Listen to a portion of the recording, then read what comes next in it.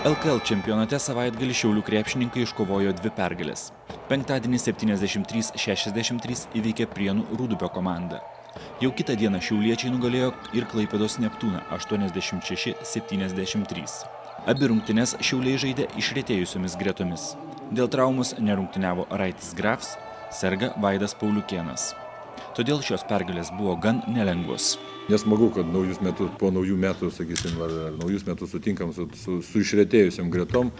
Reikia suprasti, kad treniravomės 8-7, tai nėra kokybiškos treniruotės ir norint kažką tai padaryti geriau, pagerinti dar kažkas, kur, sakiau, mums reikia mokytis, tai nėra lengva. Ir dabar per savaitę išpuola dar 3 varžybos ir žaidžia tie patys 6-7 žmonės.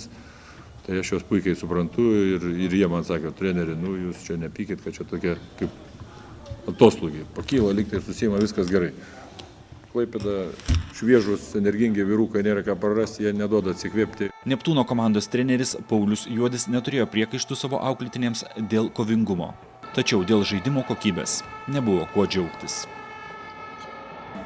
Sakyčiau, šaltų nervų, kada mes labai banguotai žaidžiam, tai 10-0 sugebam laimėti atkarpą, po to tiek pat pralaiminėti.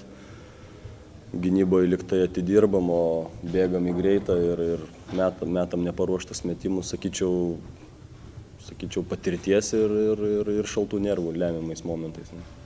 Kitose LKL rungtynėse Marijampolės Sūduva savo aikštelėje 82-87 nusileido Utenos Juventus.